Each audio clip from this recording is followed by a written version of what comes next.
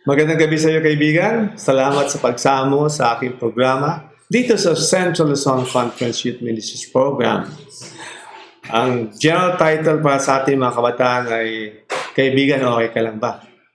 Pero ang specific title natin ngayon sa ating is about love and dating. Ito ay napakagandang subject matter. Napili pa rin ang ating mga kabataan dahil ang pag-ibig ay tuloy-tuloy kahit anong nangyayari sa ating kapaligiran. Pero sa ating programa ngayon ay titingnan natin ang pag-ibig lalo na sa nangyayari sa ating bansa ngayon at sa mundo. Kaya specifically, binigyan ko ng title ito na Love in Times of Crisis. Diba? Meron tayong crisis na nangyayari sa ating mundo at minsan hindi lang sa mundo. Meron tayong krisis sa ating tahanan. Meron tayong krisis sa ating pansarili. Yan, may mga krisis. Pero siyempre, ang pinakasikat na krisis ngayon ay yung coronavirus pandemic. So, kumusta kaibigan? Sana ikaw ay healthy and safe from the virus. So, meron ba tayong oras o panahon para mag-isip ng pag-ibig sa kalagitnaan ng krisis na ito sa ating Pilipinas, sa ating reyon, sa ating mundo? Pero ba naman, di ba? Kaya ito rin ang hiniling ng maraming kabataan. Maraming kahilingan sa akin mag-discuss pa rin sa suhetong ito, di ba? So,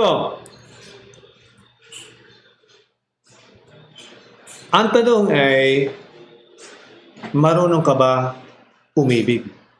Do you know how to love?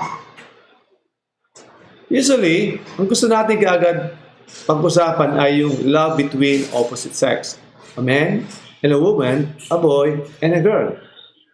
Pero yan ay late stages na in our love, in our expression of love. So, ang tanong ko sa kaibigan, bago tayo tumuloy sa ating pag-usap, marunong ka bang umibig? Yan.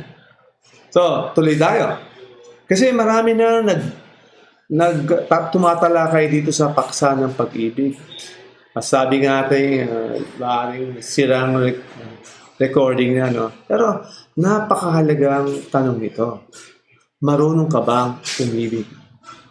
Kasi kung hindi ka marunong talaga umibig, baka pagdating sa love in relationships with the opposite sex o with your future spouse, ay hindi ka rin tunay na iibig kasi in the first place, hindi ka talaga marunong umibig. Kung gusto mong matutong umibig, may mga discussions na ito, may mababasa ka mga libro, may mga tininan ako, mga The Art of Love. Kaya lang ito mga The Art of Love dahil ito ay for secular readers written by secular authors. Usually nagpo-focus sila sa tinatawag nating sexual love. So, pass tayo dyan.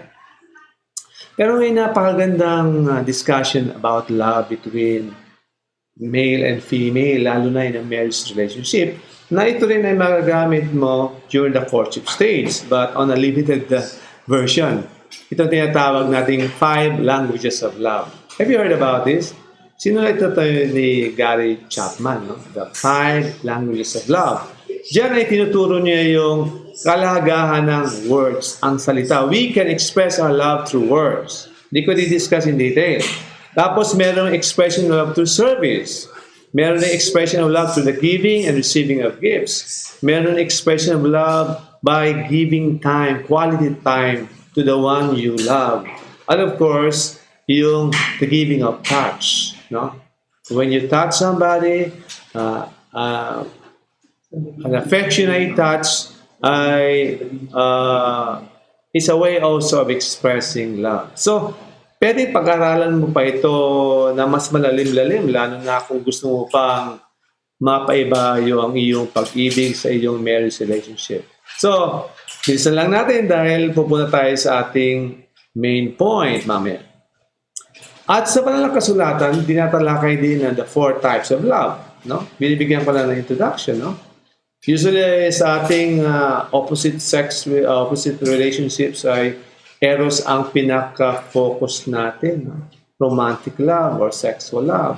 Pero meron tayong storge, familia love, love in the family. Meron din tayong brother love na alam natin na filial love.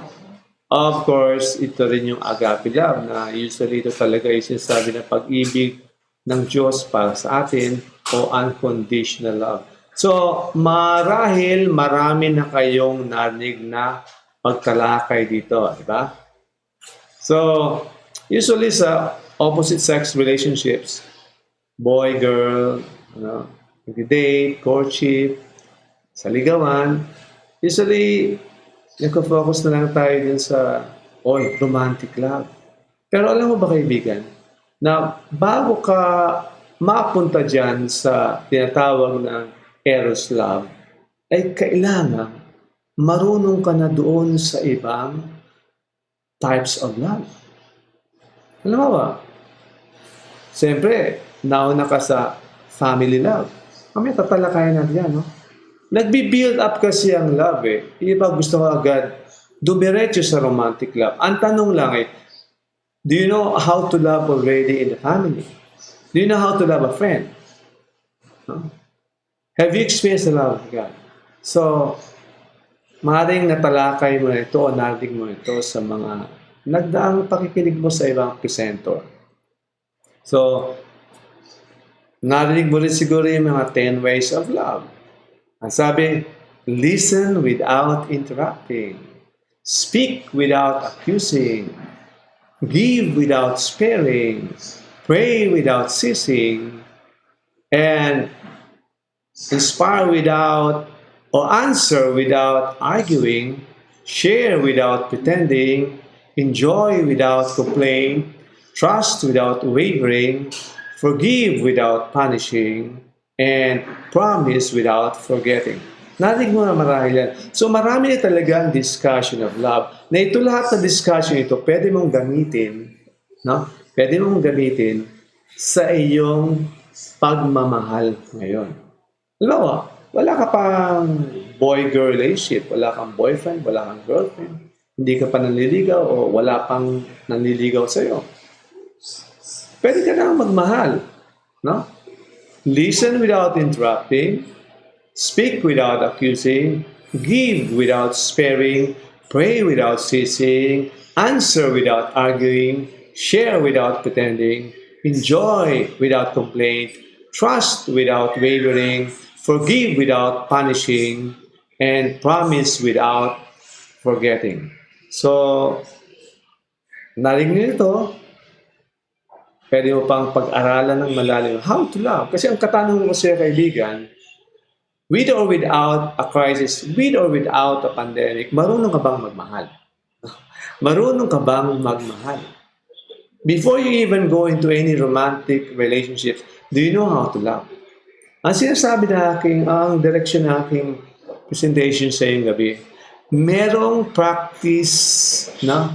Merong practice sa ating buhay na dapat marunong na tayo magmahal bago tayo pumasok sa romantic love. No? So ito, 10 ways of love, sa kayong mga sinabi ko kanina, ay pwede mo lang gamitin yan sa iyong love relationships ngayon. At tatalakayin ko kung saan ang mga eskwelahan ng pagmamahal habang wala ka pang romantic relationships. Ngayon, punta tayo sa main point. Do you know how to love? Ito. Paul said in 1 Corinthians 13, this is what we call the way of love. Ang daan ng pagmamahal. Kahit walang romantic relationship pa, pwede ka nang magmahal. Pwede na makita sa iyong buhay ang buhay ng pagmamahal. Maaari ka nang maging loving and lovable kung gagamitin mo ang the way of love na sinusulat ni Paul sa 1 Corinthians chapter 13. Ano bang nakasulat dito sa 1 Corinthians chapter 13? If you have your Bible, you can open it. Ang sabi doon, love is patient, Love is kind. No? It does not envy. It does not boast. It is not proud.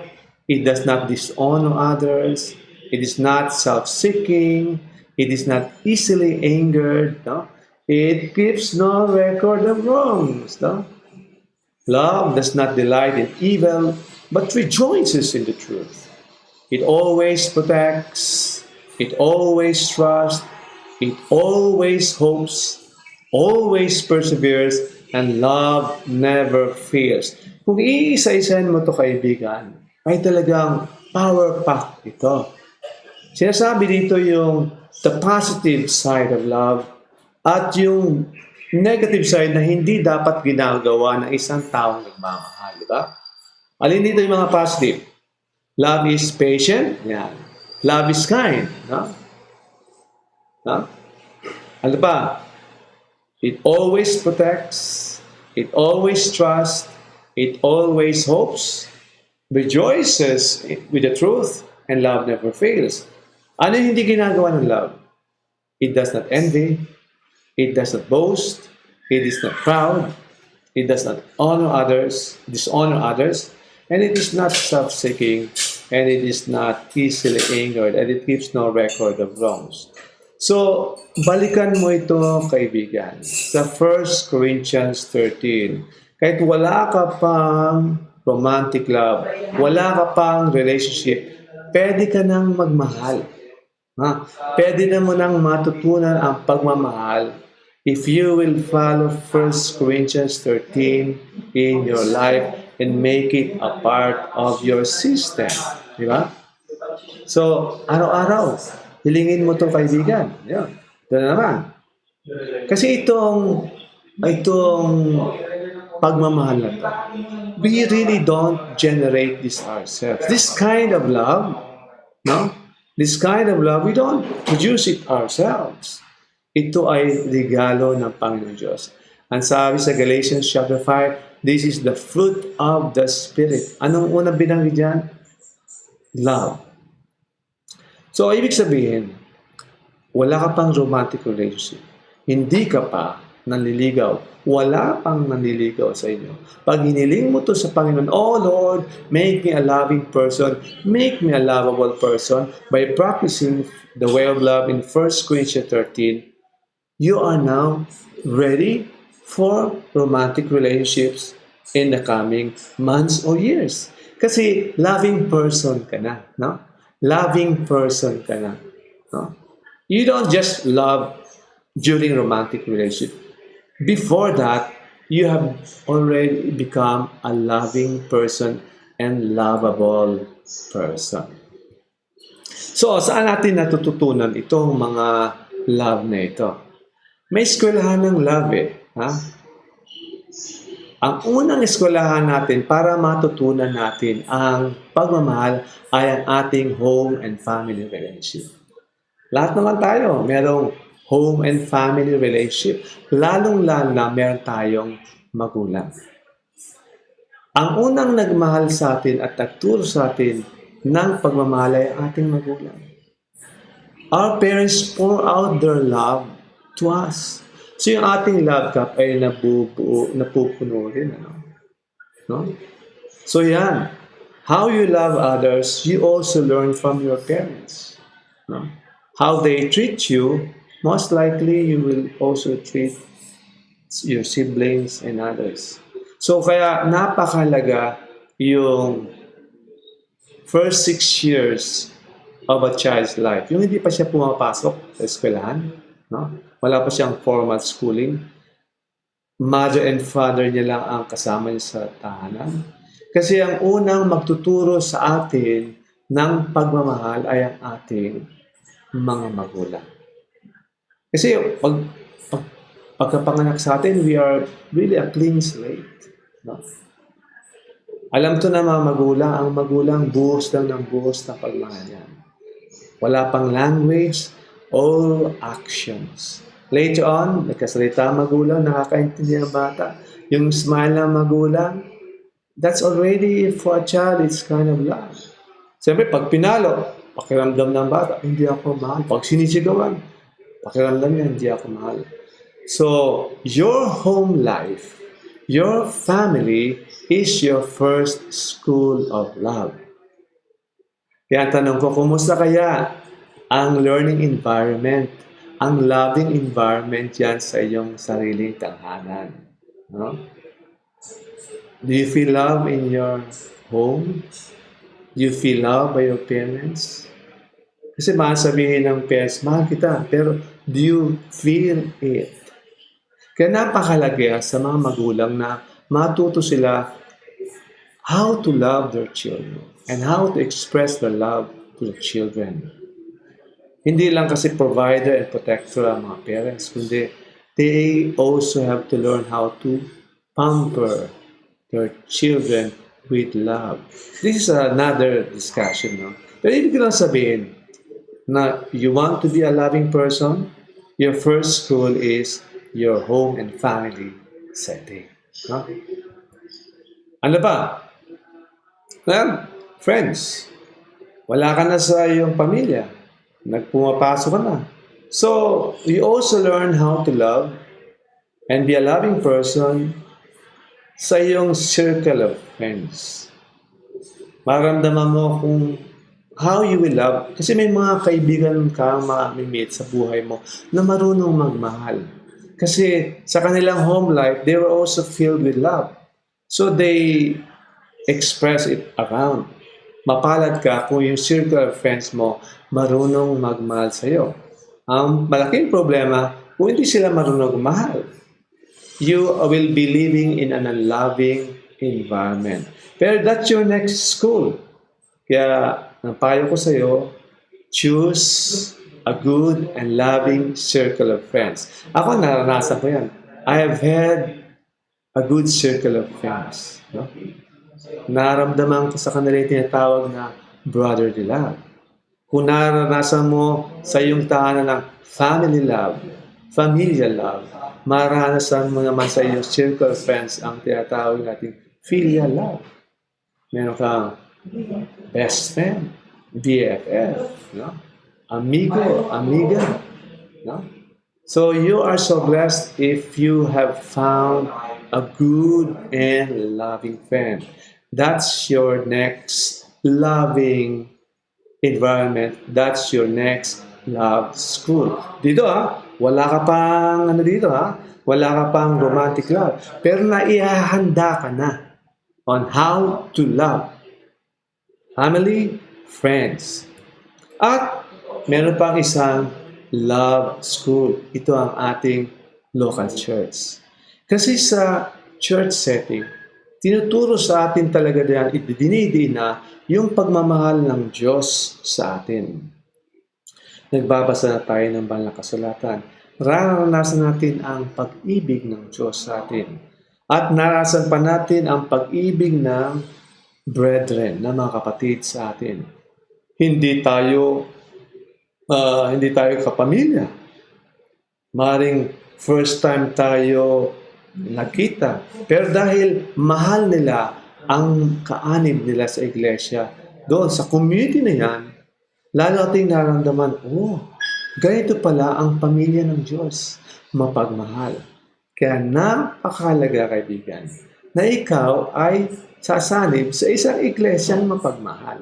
Of course, hindi naman lahat na iglesia ay perfecto ang lahat. Pero maganda na talaga ang ating church community, i-develop natin ang loving community dyan para lahat na magiging kaanib sa ating iglesia at sasama sa ating iglesia, talagang mamamangha sila. No? Mapagmahal pala dito sa nasa maangkong iglesia. Ang sabi nga bago mating si Jesus, ang kanyang requirement sa kanyang iglesia ay it will be a loving and lovable community. Mapalad ka, kaibigan, kung ang sinasamahan mo iglesia ngayon ay mapagmahal. Dahil lalo ka pang mahahanda sa iyong love relationship in the future. Pero hindi maganda, no? Kung doon sa iglesia sinama mo, away-away, criticism, backbiting, hindi maganda.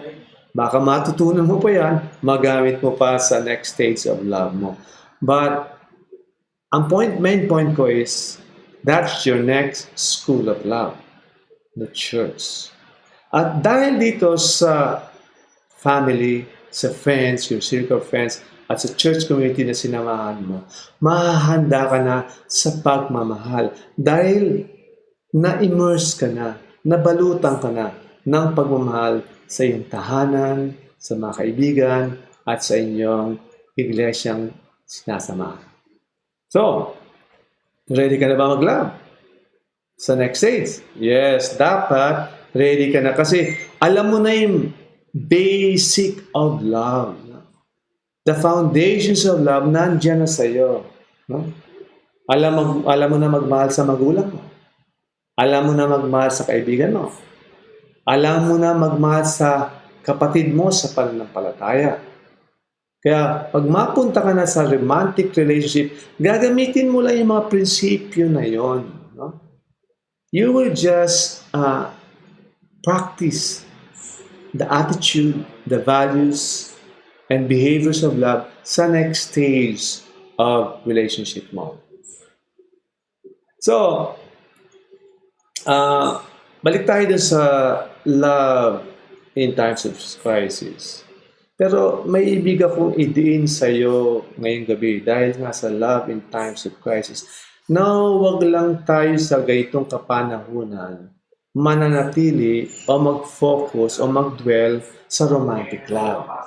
Merong isang type of love na kailangan natin i-practice ngayon in times of crisis. Kasi hindi natin alam, baka tuloy-tuloy na ang crisis ito, ha?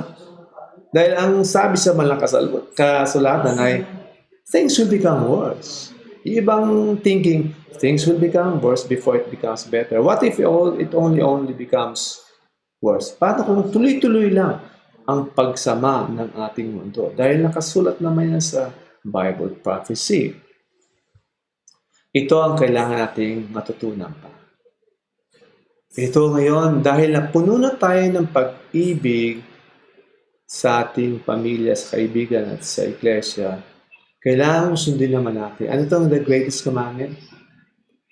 We need to learn how to love God above all and to love others as God has loved us and as we love ourselves. The greatest commandment. Love thy neighbor. No? As you love yourself. Ito. Mahalin natin ang Panginoong Diyos. Kailangan matutunan to. Yung love to God kasi hindi mo matutunan sa Hollywood yan eh. Sa Netflix, sa mga sine, hindi mo matututunan yan eh. You really have to learn intentionally and with effort how to love God. And then, after experiencing the love of God, you apply it to yourself. No? And then you apply it to your neighbor. At ang sabi nga, who is your neighbor? The one who needs it the most. The one who is in need is your neighbor. Kaya may isang klaseng pag-ibig na kailangang gamitin natin sa times of crisis. Ano ito? Compassion. Compassion is love for the suffering. Minsan, mahirap ito. Kasi madaling mahalin yung loving and unlovable. At yung pwede mag-reciprocate ng love sa iyo. Para bang binigyan mo ng regalo, bibigyan pa na mas magandang regalo. Naglagay ka ng pera, may return on investment. Madaling magmahal sa mapagmahal ding tao. Pero sa compassion, this is a love for suffering humanity. Ito ang kailangan nating matutunan. Paghahanda din ito sa romantic love and love in marriage.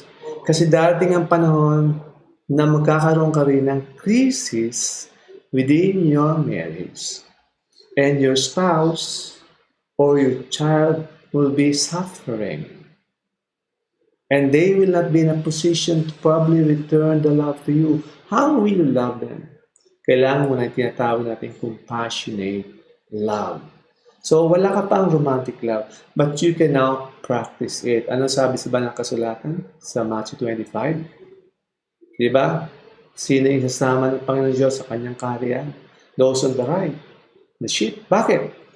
Sabi ni Jesus, whatever you did for one of the least of these brothers and sisters of mine, you did for me.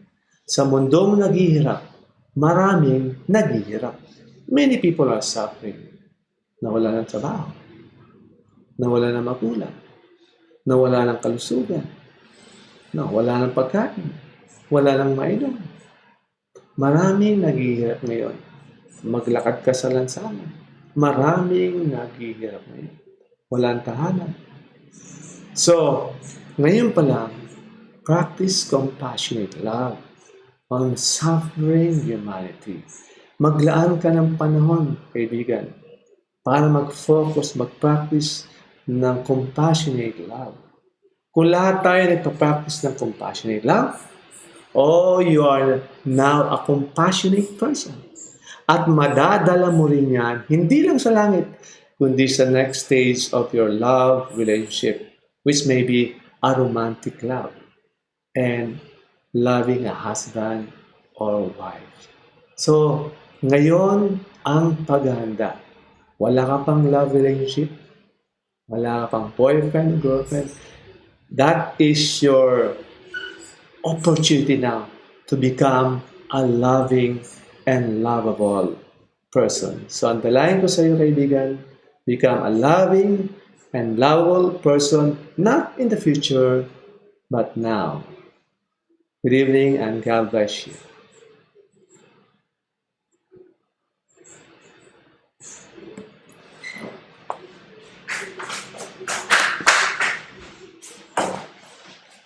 Thank you. How do we end? So punta tayo ng OBS. 6:53 na.